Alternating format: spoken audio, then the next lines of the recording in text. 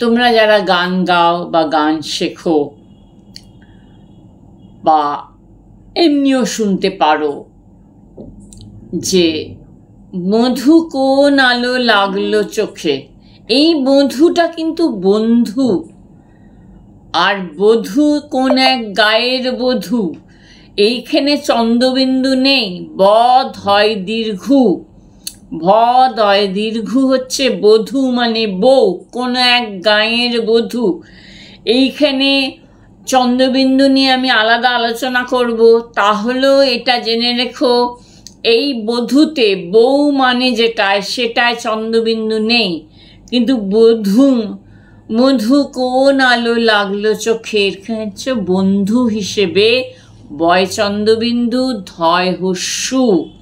তাহলে বধূ ব ধয় দীর্ঘ বধূ, এটা হচ্ছে বউ, আর বয় চন্দ্রবিন্দু ধয় হস্যু বধূ হচ্ছে বন্ধু।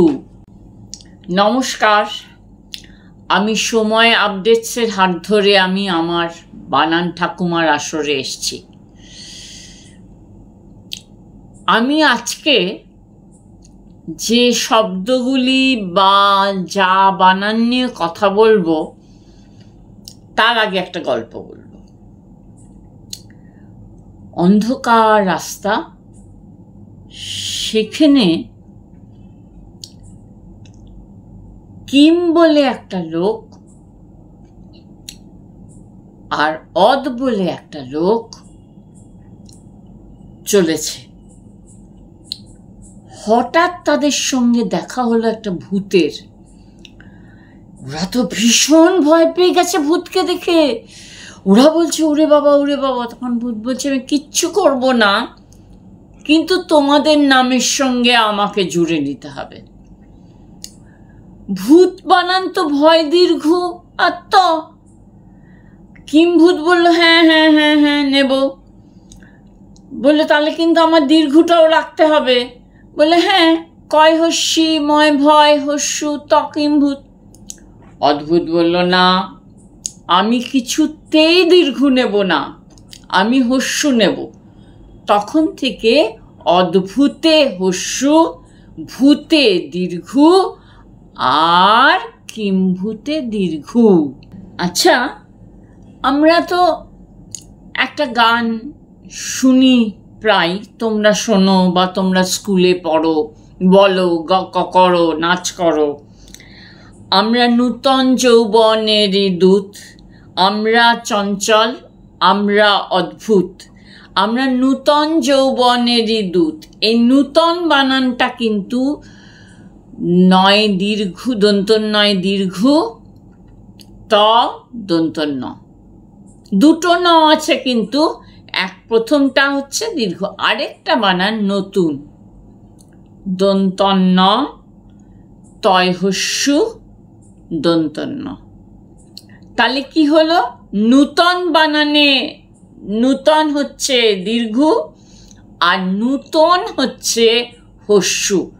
মনে থাকবে তো? তার মানে আজকে আমরা যে বিষয়টায় বলবো সেটা হচ্ছে হস্য উ আর দীর্ঘ উ, হস্য উ আর দীর্ঘ উ এবং হস্য উকার ও দীর্ঘ উকার। এতক্ষণ যা বললাম সেটা হস্য উকার আর দীর্ঘ উকার নিয়ে। এবার আমি হস্য উ নিয়ে বলছি, উৎসব, উদ্যান, উল্লাস, উল্লেখ, এগুলি সব উ দিয়ে। আরেকটা কি বলো তো, ছোটবেলায় পড়েছিলে, উঠ চলেছে মুখটি তুলে, এই উটটাও হস্য দিয়ে বানান। আর যখন তুমি নজরুলের ওই গানটা করছো বা তোমার স্কুলে হচ্ছে, চল চল চল, ঊর্ধ্ব গগনে বাজে মাদল, নিম্নে উতলা ধরণী তল, অরুণ প্রাতে তরুণ দল, চল রে চল রে চল।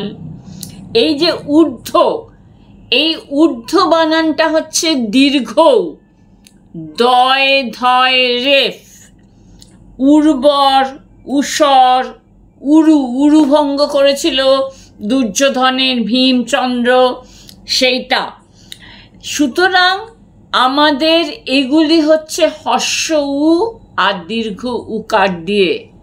এবার আবার চলে আসি হর্ষ উকার এবং দীর্ঘ উকার দিয়ে। তোমরা ছোট আছো, তোমরা যারা গান গাও বা গান শেখো বা এমনিও শুনতে পারো যে মধু কোন আলো লাগলো চোখে, এই মধুটা কিন্তু বন্ধু, আর বধূ কোন এক গায়ের বধূ, এইখানে চন্দ্রবিন্দু নেই, বধ হয় দীর্ঘ, ভদ হয় দীর্ঘ হচ্ছে বধূ মানে বউ, কোন এক গায়ের বধূ। এইখানে চন্দ্রবিন্দু নিয়ে আমি আলাদা আলোচনা করব, তাহলেও এটা জেনে রেখো এই বধূতে বউ মানে যেটায় সেটায় চন্দ্রবিন্দু নেই, কিন্তু মধু কোন আলো লাগলো চোখে, এখানে হচ্ছে বন্ধু হিসেবে বয় চন্দ্রবিন্দু, ধয় হস্যু। তাহলে বধূ ব ধয় দীর্ঘ বধূ, এটা হচ্ছে বউ, আর বয় চন্দ্রবিন্দু ধয় হস্যু বধূ হচ্ছে বন্ধু।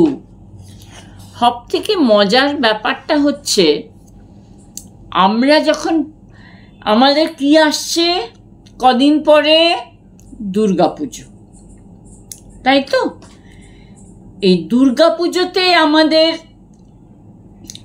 অনেক ধান দুব্য লাগে।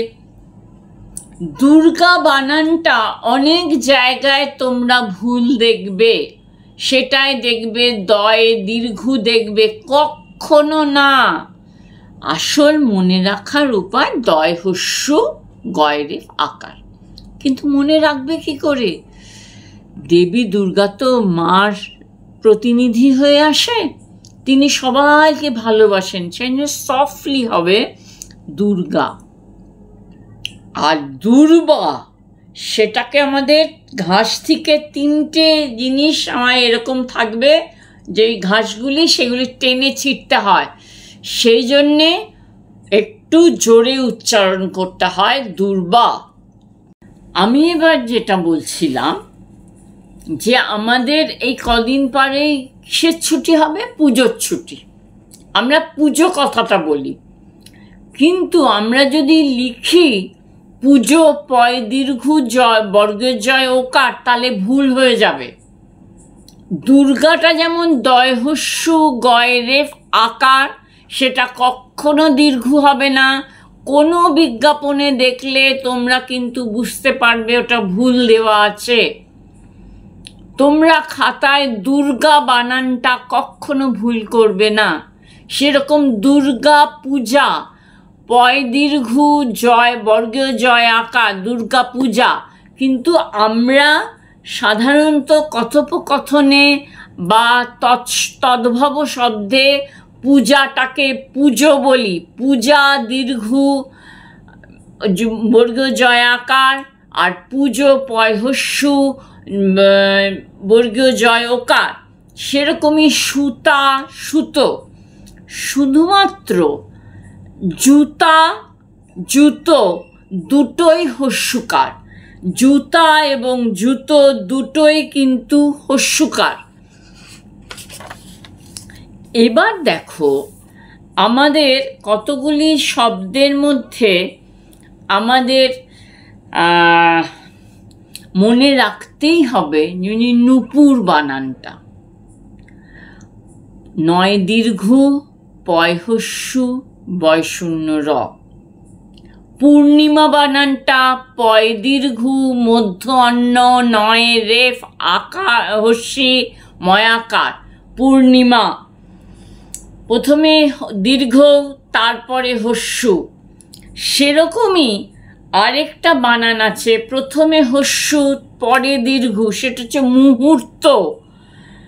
মুহূর্ত ময় হস্য হয় দীর্ঘ তয় রেফ মুহূর্ত। এবার তোমাদের আরেকটা বানান বলি, সেটা আমাদের খুব ভুল হয়। মধুসূদন, কবি মধুসূদন দত্ত লিখতে গিয়ে ম থয়হস্য লিখবে, আর সুদনটা দন্ত শয় দীর্ঘ লিখবে। কখনো সুদন মধু দীর্ঘ আর সুদন হস্য করবে না। হ্যাঁ, মধুসূদন কৃষ্ণের একটা নাম, বুঝতে পেরেছ? তারপরে ভূমি, ভয় দীর্ঘ ময়হস্যি ভূমি। সুতরাং ভূমির বা ভূস্বামী, ভয় দীর্ঘ দন্ত শয় বয় আকার ময় দীর্ঘী ভূস্বামী। এদিকে তুমি, তুই, এই বানানগুলি কিন্তু সব হস্য দিয়ে। এই আমাদের সর্বনামে কিন্তু কোনো দীর্ঘ দিয়ে বানান নেই, এটা মাথায় রাখবে। এইবার আমরা বলতে পারি যে উদাসী হাওয়ার পথে পথে মুকুলগুলি ঝরে।